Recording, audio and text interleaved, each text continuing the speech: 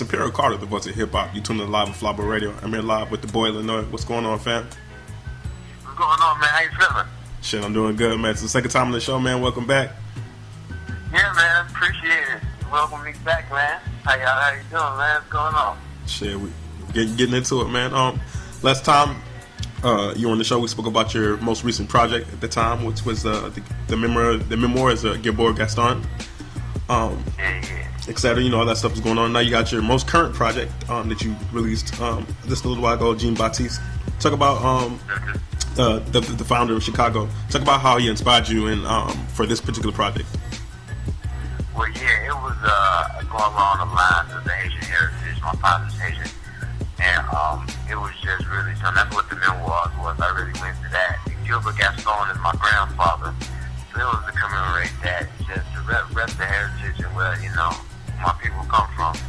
So once I realized that Jean Baptiste Point Poussavo was the founder of Chicago, the first known settler, and he was Haitian. So I was like, damn, you got two things. I'm from Chicago, Haitian. Put those two together. So I was just like, so Jean Baptiste, that project is just the first part of a trilogy, because I got the Point coming out in August, and I got Poussavo, the album, after that. Absolutely. The boy Illinois is busy in the streets. Make sure you go cop them projects when they come out. He's got plenty of projects that's already on the street. Jean Baptiste is the most current project that's out right now. You can actually catch the video for that on YouTube. Make sure you check that out. It's a good portrait of Chicago as well. Keep It Moving, when we're talking about the album or the mixtape you just released, on Keep It Player, you said we're killing the competition until we make a profit. Have you not reached the point where you made a profit off of your music yet? Oh yeah, definitely. Features and shows, dog. Keep the player fed and moving. Cause I gotta buy a lot of plane tickets to keep going to these places. So I'm definitely profiting, but at the very, very beginning, the profit is going to be very lucrative in the future. But yeah, I'm definitely getting some type of payment out of what I'm doing. Absolutely, man. Good compensation for good music, man. We need it out there in the streets, man. Speaking of traveling, man, the last time we was talking, you said in the summertime you was going to visit Haiti and then Nigeria, I believe. Did you ever take those trips, and can you tell us about those experiences if you did? Up, man. Yeah, man, coming up in December, I had to push back because of problems with my passport. That's the first step is moving anywhere outside the United States. So now that I got the passport thing also, I'm ready to dip slide, switch sides, So it was just something that I've been planning to do for a while, that I'm finally going to be able to do this winter. And I'm glad it's going to be the winter time because I'm trying to be warm. Absolutely, man. I know I know Haiti's hot. I don't know about Nigeria, never been there, but I imagine that it would be hot over there in Africa, man. Yeah, it is. It is hot. Because I got homies over there now, and I give it close time that winter is hot. So I'm pretty sure I'm pretty good on that. Absolutely, man. Now, you talking about touring and performing and stuff like that, man. What's your favorite part of being an artist? Like, do you like getting in the studio just writing raps, or do you like performing on stage and seeing that crowd reaction? Like, what's your favorite part, or if you have one? Man, my favorite part is getting into the audience and performing in front of the audience. It's, you can't really, the process is dope, but it can be long-winded at times, and it gets frustrating. But once you actually get that final product done, and you present it to the audience and you see the reaction, that's the best part. Being able to perform the artwork that you put together for spend so much time, so many hours on crafting, and then you finally get it out. People appreciate it. You're like, this is dope. This is dope. It's nothing. That's priceless, man. A great reaction, a great crowd response from your art. Nothing like it in the world, man. Absolutely, man. Now, what are some of the favorite shows or favorite memories that you have from these shows that you played out there? Man, there was on the tour when I was on route, it was 4 cities that stuck out. It was Anaheim, Boston, Dallas, and I want to say New Orleans. It was just really pumped, but the best one probably was like Boston. Boston was crazy. Also, we did, before that show, Luke told everybody he was doing a freestyle cypher at the end, and it kind of sprung up on everybody, and it was like a twist in the show, and he had the dudes who did SLR2, the producers, Floss and Fame, they was on MPC doing the beats, and it was just an organic, just a feeling in a moment that you really couldn't put I don't know, man. It was great, especially to be on sharing the stage with Luke. It was great, man. Absolutely, man. It must have been a great moment. Definitely, man. Now, as you gain more exposure, man, and your momentum moves forward, what are some of the challenges that you currently face in the marketplace?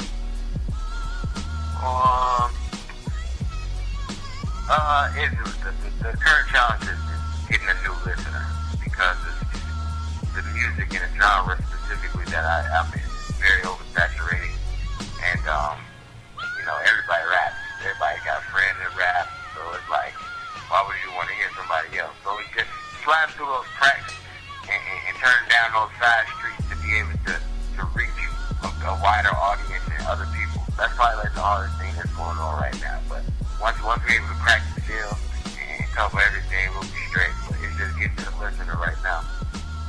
Absolutely, man. Because sometimes you get to a point where you grow, and not that you get stagnant, but you kind of level off. So just trying to engage new listeners and ingrain that fan base is definitely key going forward. But I mean, keep making great music, man. You're gonna overcome those hurdles as far as getting new listeners and stuff, and just gaining exposure. No doubt, man. As you go forth, the world will get it right back to you. And we're working on it hard. And coming from, we're truly independent. Like, we don't got no sponsors, we ain't got nothing. So we feel like we're doing well. We could be doing a lot better, but we feel like we're doing well with the circumstances that we have upon us, and compared to what everybody else and what the resources everybody else has. So we've seen growth since we started off. So that's the only thing. If we wasn't on the incline, we would have to sit back and rethink what we got going on here. But we've been growing gradually. So we are just moving. Absolutely, and cats out there for Chicago are really showing them the power of independence, because you got guys like Vic Mensa, or Chance the Rapper. These are guys that are doing really well out there independently. They don't have a major label or a big huge team behind them. You know what I'm saying? And you guys, you yourself included, you're showing people that you can really do this independently, make some good money, and enjoy yourself and have fun and do what you actually love. Yeah, man. I've seen so many articles and things about money and hip hop and rap, man. You gotta be crazy, dog. There's so much money to be made, and it's crazy. I tell people, like, on a small end savings, if you are certain artists, you have a nice home copy, you can charge $5,000 a show. Now, if you're doing 12 appearances on your one song, you probably have spent a weekend out somewhere. So that's 3 shows, right? So say, for instance, let's just say 15,000. You got 15,000, right? You do a couple more shows of those a month, you're making more than teachers. Right. So, like, where's ain't no money? It's money, and then you're doing something that you love to do, and it's only and that's just counting the weekend. And then you got to bring in sponsors, you bring in all types of other things. There's a lot of money to make, a lot, and it's enough for everybody. Absolutely, man. It definitely just all it takes is putting in work. I think people are afraid to put in work. So like when you hear the naysayers, not even just like your level, but when people are like, oh man, Jay-Z's a part of Illuminati or all the other stuff. I think people say that because they're afraid to work that hard. Like they think that everything was just given to them. But if you follow their track record, obviously it wasn't given to them. They worked hella hard. Like they busted their ass for that shit. People don't see the stuff behind the scenes, and so that even with the reality behind the scenes, that ain't really what's real. All the stuff behind the scenes that's real is boring. And it's not entertaining. So people don't really get a true visual of what it's like to actually grind. So they see certain things, they only see the end result. And they be like, man, I want to get to the end result. Get hard work. That's just not how things happen.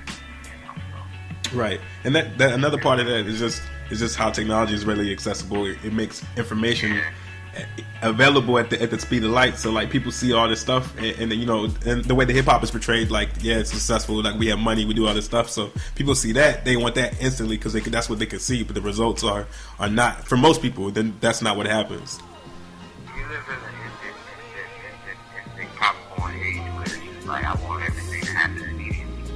Like the internet is supposed to connect you immediately. Information is supposed to send immediately. Everything is more. They want everything. Everybody wants everything done to instant. So the society we live in, you can't stay still. So, it is the way it is. You can do what you gotta do, work around it and work with it. Absolutely, man. Just work through it and do what you gotta do. Don't necessarily follow the crowd, but do you. Indeed, man. You let them follow what you got going on. Absolutely, man. Now, from your current project, man, what was your favorite song or songs that you have from this most current mixtape, Jean Baptiste? Probably the intro. The intro. Yeah, it wasn't no, and 18 was the year they died. So it really wasn't, and it really wasn't no, like, it was just rap, you know, and I enjoyed doing that at times. Really enjoyed doing that. So I did a long time for being, you know, messing around with wordplay. I enjoyed the art of actually rapping. So that's probably my favorite, you know. I probably one of a lot of people is, but that's my favorite. Nah, it's cool, man. Everybody has these moments that make it special to them. So you definitely got to go with what you really feel. You can't give an answer that people are like, oh, I want him to say that. That's not real for him. Yeah, man. You know, that's my favorite. I like making songs though. You know, it's also a challenge to do that. But you know, when I'm real good. I'm really good at rapping, and I'm alright at making songs. I got a lot of improvement to do with both. But if I had to say one thing, I'd say that rapping. Absolutely, man. It's just a work in progress. Everybody grows and gets better. Even rappers have been rapping for hella long, like Ghostface Killer or like Raekwon. They've gotten, you know, light years better than they used to be, and that's like scary if you think about it. So it's the same thing with everybody. Yeah, it is. You'll definitely progress. That last time, man, we was talking about Chicago and how things were kind of bad down there, man, and I'm sure that they still are. And basically, like, the youth not really having leaders, man. Do you see more people trying to step up to make a difference, not just in Chicago, but I guess maybe even in the black community? Like, it's kind of... Especially, well, you know, he said not, especially in Chicago, because really wasn't too many people. Because if you rewind a year ago, everybody was pro-drill. Everybody was pro-gang-banging on records. Everybody was loving that shit. Now they seeing the violence is spiraling out of control. Everybody's like, wait a minute, maybe this isn't good. Let's start some anti-movement. You know, this and that. It's cool. I appreciate that, but, you know, at the end of the day, for me, on a commonsensical note, it's just really making the positive shit cool. I mean, you do that, you eliminate a lot of, you don't really have to rally. If you had, say, just for example, Beyonce come out and say, you know what, I don't want to put this in my hair no more, I want to rock my head naturally. Not to saying that it's right or wrong or anything, just saying that she can spark a movement that anything she can say or do, you know, she has the power to do so. So, you know, I think in that nature, if you really want to see some change, that's the level it got to be on. It's so simple. What's crazy is Tupac, the unheard phone conversation that just recently came out was very interesting. Because it gave you an in-depth look at who he really was, and the things he was saying was, if we came together, we would have more power than anybody. And what he wanted to do was have like all rappers have different basketball teams in their community, and get the niggas out the street, little shorties out the street, and whoever lost the tournament or whatever, they would have to throw a concert for the hood. You know, it's just like that. You see how simple that can actually possibly be, but when you're dealing with certain people on that level, you're dealing with egos and competition on a whole other plateau that you can't even really begin to think about. So if you want to see it with that, you really gotta go on that level. Like because the violence is so bad, it's gotten so bad to an extreme, you don't have to do it another extreme to actually cause a ripple or an effective change. Absolutely, definitely that would take somebody of that stature most likely to really affect a huge change at one point. But I think that the reason, if you just look at black people, is just because that we're always like nitpicking each other instead of trying to bring each other up. Like it's like, oh man, he's got rims on his car, so I'm gonna hate on him. Like, nah, that should inspire you to do better. So that's probably part of the problem too. So I'm sure it's not just like gangbangers, but it's innocent people dying just because maybe, you know, their status or whatever, and the next person not wanting to work as hard to get to where they got, they just want it given to them for free. So that's, you know, every problem that resides or that's within society, every single from the guy who rapes a 12-year-old to the 12-year-old who shoots a 23-year-old, it's all mental. It's all a mental disease first and foremost, because your mental is allowing you to believe that this is okay for you to do. And then you have to think about, how does your mental reach this stage?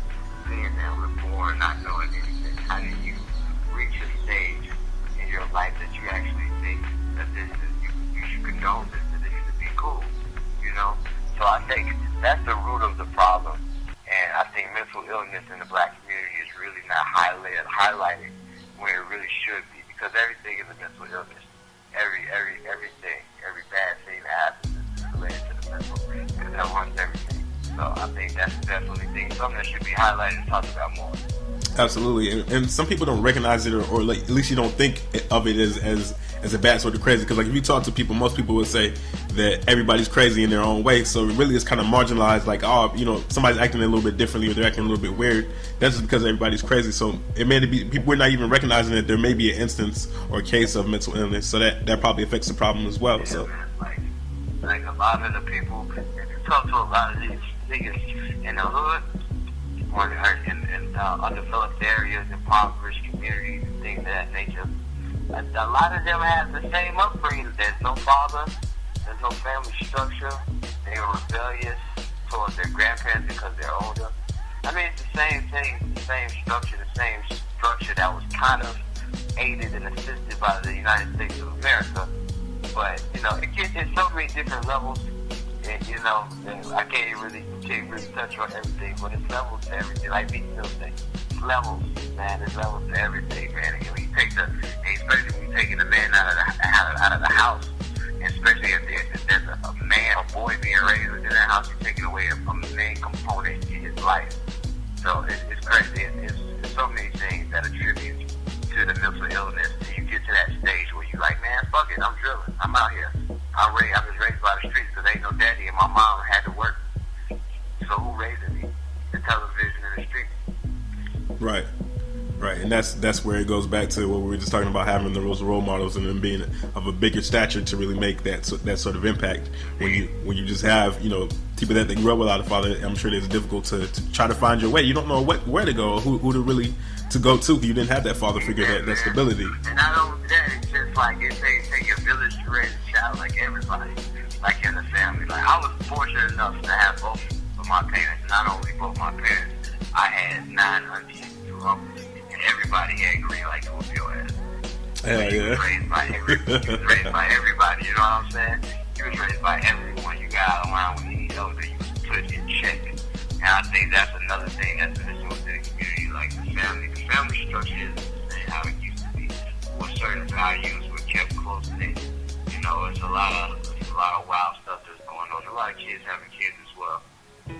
It's very dysfunctional, but it can be functional once again. It just makes the popular shit cool, and everybody is back being cool. Like, man, it's cool to read, it's cool to do this. It sounds far-fetched, but man, you get the right motherfucker to do it, everybody gonna do it. Absolutely. Everybody wearing the for real hats for no reason. Dog, them ugly smoking and bearing motherfucking hats, man. See, everybody is wearing those hats. For what? I don't know. You throw one person, one influencer, or a person with enough power does one thing, snap on and crack like that. It does, man. And this shit is super weird. Like, when Chris Brown had that blonde hair, and then like every black dude. Everybody started doing it. Yeah. With the patch. I see you with the whiz patch. Oh yeah. Man, people are powerful. I forgot about that shit, man. Like, I mean, it's good, the level of influence, but it's almost scary because, like, you think about if they wanted to do like some evil shit, they was like, yo, let's just go kill some people. Like, a lot of people would probably be like, man, I'm gonna kill some people because Pharrell said it was cool. Like, that shit's kind of scary if you think about it. It's very scary, man. That power, having power, is very. With great power comes great responsibility. That's what they always say, but it's real, man. Like, you can say something that can cause change in an instant, depending on your level of power that you have. And it's crazy. Absolutely, man. Absolutely. How do you feel about like the racism that you've been seeing like lately in the news? Like, of course, Justin Bieber, he's getting in trouble for saying the N-word, and then even back before that, the whole Donald Sterling and Staviano and all this other shit. Like, you see a lot of it. Yeah, man. You see a lot of it everywhere, bro. I don't really respect the Bieber stuff from the standpoint. Like, I think Mac Man came out and defended him, saying that it's part of the hip hop culture, and I can understand to a degree if he was actually rapping a song with nigga in it. But he was saying a racist joke meant to be racist. And I can't rock with that. You know, he might have done some growing up since then, but to see that's to see where your core values are. I mean, you can be 14, 15, but you, like I said, you're 14, 15, you in your ways, you kind of set already. You know what I'm saying? So And then with the picture of him drawing the monkey and everything, I ain't rocking with it, man. And to come out and apologize, especially being that big, is not going to seem genuine to me because it seems like you're gonna have to apologize anyway, regardless if you feel that way or not. And Donald Sterling is just, in Donald Sterling situations, I feel like all the NBA owners is like that. I feel like all corporate CEOs is like that. You just don't know because you don't see them. They don't have to be a face. They don't have to be a voice. But man, them billionaires, man, them evil motherfuckers, Joe. On some day-to-day real shit. I mean, if you have to attain a certain amount of money in this world, you gotta fuck some people up. And to attain the next level, you gotta fuck even more people up. So, right. You know, that's just his way of thinking, and that should show you his people. Like how people look at us from different countries and they see us on television and they depict us a certain way, and it's a negative light. Well, you should depict those Donald Sterling motherfuckers the same way. All of them niggas is like that. That's how I see it. Right. I definitely feel you on that, man. That's how I take it. I definitely feel you on that. And it's just, you know, I personally kind of wish the Clippers should have boycotted it and banning him. There's no way he can lose. He has too much money and power. There's no way he can lose. That's the thing about it. It's his situation. Bieber's career can be put to a halt. But Donald Sterling, you can say you can do his own self. He's been doing this for eons, centuries. He probably came back as another person. He probably was somebody else that came back in the career, somebody doing the same shit. So it's like, if banning him from the NBA ain't do nothing, that's just like Justin Bieber having to apologize to save face. The NBA had to ban him because if they didn't, you take a serious black guy as an organization and a corporate entity, and then you lose money. You don't want to do that. The last thing anybody want to do is lose money. Right. So they had to do that. That's the only time you see anybody jumping to do something like, okay, we got to save these niggas because we gonna lose money. If we not losing money, then we ain't saving these niggas. Like that's nothing. If it's about some paper, they own it. If it ain't, whatever, man. You figure that shit out. But it's about some paper, man. Look, it is what it is, man. You just gotta operate. You just know. You gotta really know your enemies. You know, that's why I tell a lot of shorties, like, these other motherfuckers, these ain't your enemies. These people that's in office, that's screwing y'all over, taking money out of y'all, doing all this stuff. That's the enemy. That was still an enemy. Your homie from around the corner ain't your enemy, bro. Absolutely. Like, just knowing how to operate within this world and knowing who really fucking you over, you know, that's one thing I take from that. Hopefully everybody else takes that from that. And shit, probably somebody that works at 9 to 5, they bosses like that was there. Like, I got these motherfuckers that can work with me. That's what's true. That's why I like saying this business, man. Hell yeah. It's just like that. What was it? Coming to America when what's he called? Prince. What's his name? Was in the kitchen with the white dude, and he was like, "Yo," he's like, "I'll be on the fries next week." It's like a year from now, I'll make assistant manager, and that's when the big bucks start rolling in. Yeah, I remember when he was working at McDonald's. Yeah. And he was just looking at him like he was crazy because he's a king. He's got millions of dollars.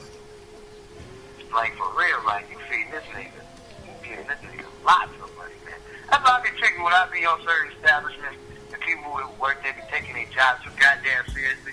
Like, man, this ain't your company. You don't own this. You work and you pay that nigga, and you get paid a small wage. Chill out, man. It ain't that serious. Right. I understand if I'm telling you like, yeah, let me get some free food or something like that. I'm asking you for an extra couple sauces. Telling me just give me the goddamn shit. But that's another day, another story, man. That's another story. Yeah, I feel you, bro. Like I've been to the same establishment. They do the same thing. Like I don't go there anymore because the food is bad, man. Like I don't know, it makes your stomach hurt. But not to down anybody, but damn, do better. No, you don't want to. Yeah, but still, you already know, man. It's just you want people to improve. And sometimes I know myself, I may come off condescending, but I don't need to. But it's just from frustration. It's like, come on, y'all. Y'all know y'all can do better than this. It's all good. At the end of the day, man, I just try to make good music and show everybody it's cool to be positive. That's about it. Absolutely, man. Absolutely. That's about it, man. And that's the way it should be. You know, you're not trying to be anybody that you're not. You're definitely cognizant of your position in the community as far as music, because you know how people look at music. So just be, you know, a little bit responsible. We're not telling you to be a saint, you know what I'm saying, and that's not what you're doing. But you're just saying that you recognize your position within the community. Nobody's the same. Nobody's the same. You should definitely talk about the bad experiences people can learn from them, but just don't glorify the bad situation. You want people to learn from bad and do good. Not to be like, oh, that bad shit is cool. Let's do that shit, man. That's all this nigga talking about. Nah, that ain't my speed, and I don't really support that. Absolutely, man. Absolutely. Now, getting back on the music track, man. Talk to us about your upcoming project. Oh, Point. Yeah, man. I got we released 3 weeks ago. I released the first joint off of there. Little something for the streets. Something just to go hard and be traded truth and Twitter. It's called Blackmail. And it was just straight rapping. I had me and Trey linked up at A3C. He's fan with Lou and them. So I connected through that way. He played me in Iron King. We day before it came out. You know, we rapped. He was like, man, we gotta do something. Sent him the beat. So I played the beat there for him. I was there with him in Tree Sound. And he was like, yeah, the signature is gonna be, he sent me back a verse. And then, you know, I ran into Twister. I'm taking a break from the tour, and you know we rapped. He told me, you know, he loved my music, this and that. Hit him back up like, man, would you bless me for the 16, for the 12? I mean, sent it back the next day. So I was like, look what I have here. Look what you know, I got 2 events. You know, so it was a blessing. We put that out. We got a couple more surprises that I'm getting named, but you know, like that. This is my going on my son project. That's the first time I've ever had a mainstream artist any of my songs. Damn, that's bro. another thing that I like to point out. Like everybody else did it on almost every project. It's always me and my niggas on my projects. You know, just not only I could afford it. I really don't care about having nobody else on my songs like that. I'm a true artist. I like to create by myself. I don't really like features, having people on my songs. I just really like to do my art, having my own space. And to me, like if it's not cheating, I'm not the nigga that's gonna chase the features of the nigga high. I just want to make it. Absolutely, and that's the way it should be, man. And your music stands for itself, and that's why you're able to go out and get these features, even though you're on your 7th project. But you've been doing it for a while. You have established, you know what I'm saying, your own. Like people know that you make good work, so they're gonna be willing to work with you. Exactly. You know, I don't like to even ask for certain things like that. I just like to let things come organically. I've seen people ask for features in the club. So I'm just like, nah, man. That's just not the kind of place. Even if it did work for that person, I just wouldn't do it. I couldn't do that. Right, your pride is just like, I mean, it's not exactly the same thing, but like if you see somebody on the street like asking for change, like I know in my fucking heart I couldn't do that shit. Like I'd rather break the law, like do some illegal shit before I just ask for change, bro. I can't do that. It's the same thing. I can't do that. Yeah. I feel you, bro. But yeah, man, what you want to get too long? We got a couple more things coming up on the show, but tell people where they can get your music, man, social network, all that good stuff, man. Best thing I always tell everybody to go Google and put in the boy Illinois. Everything's spelled grammatically correct. That's in the Webster dictionary. So I'm easy to find. All my social networks gonna pop right up. You know, you ain't no funny spelling on the boy or Illinois. If you don't know how to spell Illinois, Google will check it up for you and tell you just what you meant. And there you have it. Click on that link. But everything gonna pop up, man. Everything gonna pop up. The boy Illinois on Twitter, Instagram, everything. Follow me and my whole conglomerate in society. We're gonna start doing some very, very powerful things very soon. Absolutely, man. We certainly appreciate it. We would love having you on the show, man. We'd love to have you back when your project comes out. When's that new album come out, man? For the people? August. Top of August. All right, make sure you check for the Boy Illinois new project out in August, man. We appreciate you coming through for the second time, man. We're gonna have you here on the future and shit, man. We appreciate it, Flop. We're ready. We out. Oh yeah, without a doubt. I appreciate you. Most definitely, man. Yes, sir. Peace.